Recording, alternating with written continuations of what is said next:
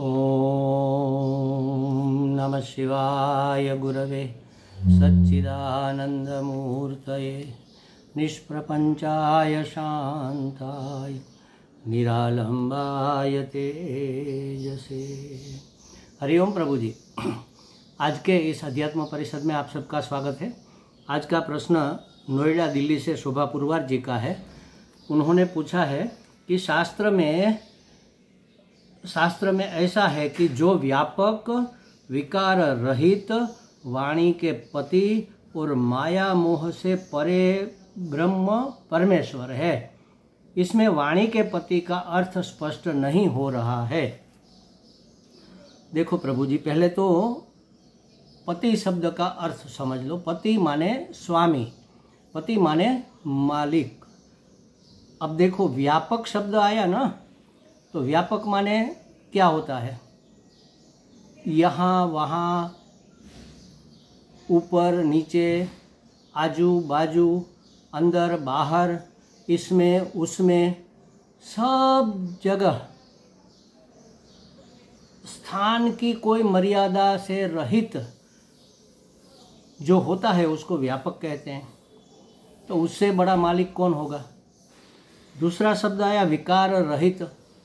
अच्छा, आज मालिक है, कल कोई दूसरा मालिक हो जाए तो कहा कि नहीं, दूसरा हो ही नहीं सकता क्योंकि दूसरा है ही नहीं।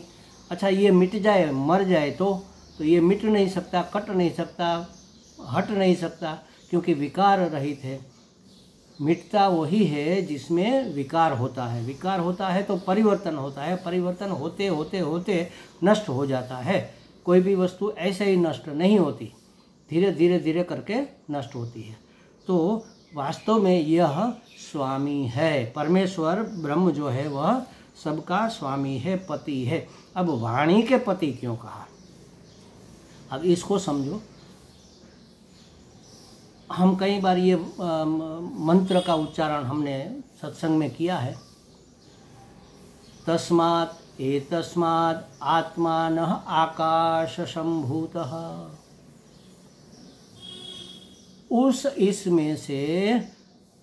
इस आत्मा में से, परमात्मा में से आकाश की उत्पत्ति हुई। देखो, आत्मा या परमात्मा ही आकाश रूप में अभिव्यक्त हुए। उत्पत्ति हुई माने उत्पत्ति कैसे हो सकती है? क्यों? क्योंकि सदैव सौम्यदम अग्रासित एकमेवा द्वितीयम। सत्य परमात्मा एकमात्र था और दूसरा कोई नहीं था, कुछ नहीं था। तो बनाएगा किससे? मिट्टी है तो उससे घड़ा बनेगा ना, आटा है तो उससे रोटी बनेगी। मटेरियल तो चाहिए। तो कुछ था ही नहीं तो कौन बना? स्वयं बना। तस्माद् एतस्माद् आत्मानः आकाश संभूतः। उस आत्मा ने, उस परमात्मा ने आकाश का रूप लिया, आकाश बना। अब आकाश का गुण क्या है? आकाश में से वायु, वायु में से अग्नि, अग्नि में से जल, जल में से पृथ्वी। ये पांचों महाभूत के अपने अपने गुण हैं और आगे आगे के उसके पितृ के गुण भी उसमें आ जाते हैं। तो सबसे पहले क्या उत्पन्न हुआ? आकाश। आकाश का गुण है शब्द तन्मात्र। तन्मात्र माने वही मात्र, तत् माने वही मात्र और कुछ मिला जुला नहीं। शब्द तन्मात्र आकाश का गुण है। तो शब्द का स्वामी कौन हुआ? आत्मा, परमात्मा। उसका मालिक तो परमात्मा ही है और वह सबसे पहली अभिव्यक्ति है। सबसे निकट का संबंध वाणी और परमात्मा का है। वाणी माने शब्द, आकाश माने आकाश का जो गुण है। शब्द तन्मात्रा के रूप में आकाश अभिव्यक्त हुआ। परमात्मा शब्द तन्मात्रा का गुण लेकर, रूप लेकर आकाश रूप में अभिव्यक्त हुआ। तो उसका स्वामी कौन हुआ? परमात्मा। सबसे निकट का संबंध किसका होता है? पति पत्नी का, स्वामी और सेवक का। मैं हूँ और ये मेरा उपवस्त्र है, तो मेरा इससे जितना संबंध है उसका उतना संबंध और किसी का नहीं हो सकता। चाहे मेरे सेवक हो, शिष्य हो, ये उसको धोने के लिए ले जाए, इसको इस्त्री करके ठीक से सटा कर लेकर आए, उसको संभाल के रखे, इसके प्रति बहुत सम्मान की दृष्टि से देखे, सब है। लेकिन निकट का संबंध तो मेरा ही होगा जो उसका स्वामी है।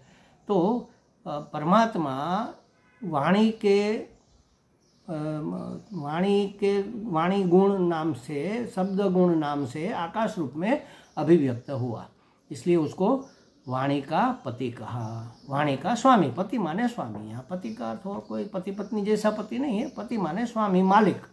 उसका मालिक कौन है? परमात्मा है। ये हुई पारमार्थिक बात। दूसरा, परमार्थ में ही, शास्त्र में ही कहा है, इसीलिए ये कहा है शब्द ब्रह्मेति, शब्द ब्रह्म है, क्योंकि ब्रह्म से सीधा पहला प्रोजेक्शन शब्द का हुआ, आकाश तन्मात्रा का हुआ, शब्द तन्मात्रा का हुआ, आकाश का हुआ, आकाश भूत महाभूत का हुआ। तो सबसे निकट, सबसे पहली अभिव्यक्ति परमात्मा की निकट से निकट कौन है? शब्द, इसलिए शब्द को ब्रह्म कहा। और फिर ये पूरी सृष्टि बनी, सजीव निर्जीव सब बने। सजीव को हम सजीव कब तक कहेंगे? जब तक उसके प्राण है, और प्राण एक ऐसी वस्तु है जो सूत्रात्मा है, सबके अंदर पिरोया हुआ एक ही प्राण। मैं जो प्राण लेता हूँ, श्वास लेता हूँ, हवा लेता हूँ, वही हवा मेरे अंदर से बाहर निकल कर आपके अंदर आती है। दिल्ली से यहाँ पहुँचने में शायद 2-5 दिन लग जाए, लेकिन आपने जो हवा छोड़ी वो मेरे अंदर आई, मैंने जो छोड़ी वो आपके अंदर गई। एक ही हवा है, इसलिए सब में जैसे माला में सूत्र धागा पिरोया रहता है, ऐसे सूत्रात्मा है वायु। इसलिए प्राण को भी ब्रह्म कहा, प्राणो ब्रह्मेति। और तीसरा, ये जीवन टिकता है अन्न से। हमारा अन्न, पशु का अन्न, पक्षी का अन्न, पेड़ पौधे का अन्न, हर एक का अपना अन्न होता है। अन्न माने भोजन। तो अन्न ब्रह्मेति, ये खास करके, हम तो वैसे बहुत सारे वस्तुओं को कहा है, सब ब्रह्म ही ब्रह्म है, और क्या है, लेकिन मुख्य रूप से देखने योग्य, हमारे अनुभव में आने योग्य ये। तो शब्द ब्रह्म है, शब्द ब्रह्म है, माने ब्रह्म ही शब्द है। शब्द के मालिक, वाणी के मालिक ब्रह्म परमात्मा स्वयं है, इसलिए वाणी का पति कहा। ये हुई शास्त्र की बात। अब व्यवहार सत्ता में देख लो, व्यवहार सत्ता में भी क्या है। वाणी के 4 प्रकार हैं। एक शब्द ब्रह्म के कह लो, वाणी के कह लो। ये जो मैं बोल रहा हूँ, आप सुन रहे हैं, इसको कहते हैं वैखरी वाणी। वैखरी वाणी, राम राम राम राम राम, ये जप मेरा वैखरी वाणी में हुआ। अब वह इतना ज्यादा और इतना जोर से इतनी देर तक होता रहे, राम राम राम राम राम राम राम राम राम राम राम, धीरे धीरे वाणी लुप्त हो जाएगी और सिर्फ मुंह के अंदर जिह्वा हिलेगी, आवाज नहीं निकलेगी। इसको कहते हैं मध्यमा वाणी। वाणी, वैखरी वाणी मध्यमा वाणी में समा गई। फिर मध्यमा भी चलती रहेगी कहीं समय तक, कितनी देर तक कंटिन्यू, तो वह हो जाएगी पश्यंती। सिर्फ मन में, जिभ भी नहीं हिलती, अब सिर्फ मन में चलता है राम राम राम। मन से बात करते हैं ना हम। जब हम आंख बंद करके ध्यान करके बैठे, तो मैं बैठा समझो कि, तो विचार आए कि चलो आज शोभा जी के घर जाना है। तो अच्छी बात है, शोभा जी तो बड़ी अच्छी है और हमें बहुत मानती है, बड़ी आध्यात्मिक है और बड़ी विवेकी भी है, तो हमारा स्वागत भी करेगी, मुस्कुरा कर स्वागत करेगी। हो सकता है शायद आरती भी उतारे, माला भी पहना है, लेकिन स्वागत तो करेगी। आइए आइए स्वामी जी पधारिए, हम तो बड़े खुश हुए, हमारे तो सद्भाग्य, ऐसा बोलेगी।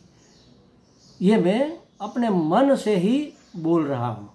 फिर प्रत्युत्तर में अगर सम्मान नहीं हुआ, तो भले ही अपमान ना हो, लेकिन कोई सम्मान नहीं किया तो मुझे कैसा लगेगा, तो मैं दूसरी बार वहाँ नहीं जाऊँगा। ये किससे हम बात कर रहे हैं, कौन बात कर रहा है? ये मन बात कर रहा है। तो मन में जो चलती है वह है पश्चिम, वो दिखता है अंतर मन की दृष्टि से दिखता है। तो पहली हुई वैखरी वाणी, ये बहुत जोर से बहुत देर तक कंटिन्यू चलेगी, तो वह अपने आप मध्यमा वाणी में समा जाएगी। मध्यमा वाणी का बाहुल्य जब होगा, तो धीरे धीरे समय आने पर वह पश्यंती में समा जाएगी।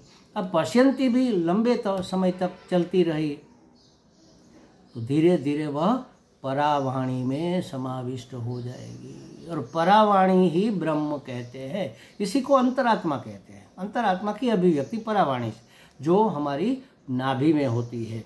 पश्यंती हमारे हृदय में होती है, मध्यमा हमारे कंठ में होती है, और वैखरी हमारे मुख से बाहर निकलती है, ओठ से, जीभ से, तालू से, मूर्धा से ये निकलती है। तो पश्यन्ति के बाद जो परावाणी में मन समा जाता है तब अजपा जप शुरू हो जाता है, जिसको कहते हैं सहज ध्यान, सहज जप, अजपा जप। और तब अंदर से ही आवाज़ आती है राम राम, हमारे रोम रोम से एक गूंज उठती है राम राम राम। तो ये अजपा जप हो जाता है। तो ये वाणी के 4 प्रकार है। उसमें वैखरी मध्यमा में, मध्यमा पश्यन्ति में, पश्यन्ति परावाणी से बल प्राप्त करती है। और परावाणी परमात्मा की वाणी है। परमात्मा हमारे अंदर इस शब्द ब्रह्म के रूप में हमारी नाभि में, नाभि माने केंद्र में, हमारे केंद्र में बसा हुआ है। ये परावाणी का मालिक कौन है? परमात्मा है। इसलिए वाणी का पति, इस प्रकार से कहकर वाणी का महात्म्य यहाँ किया गया है।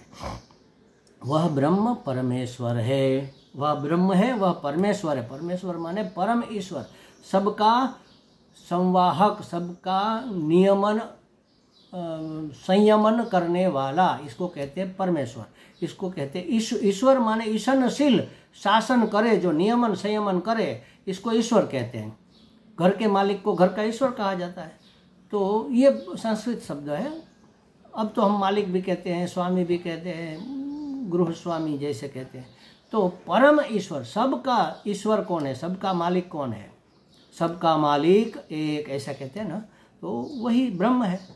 तो वही परमेश्वर है, वही वाणी का भी पति है, वही विकार रहित है, माने वह नित्य है, कभी मिटता नहीं, कम ज़्यादा होता नहीं, गाढ़ा पतला होता नहीं है, और व्यापक है। हर रूप में, हर देश में, हर काल में, हर जगह में वही वह है, और कुछ है ही नहीं। तो ऐसे परमेश्वर को वाणी का पति कहा गया है। हमें लगता है शोभा जी को कुछ स्पष्टता हो गई होगी। हरि ही ओम।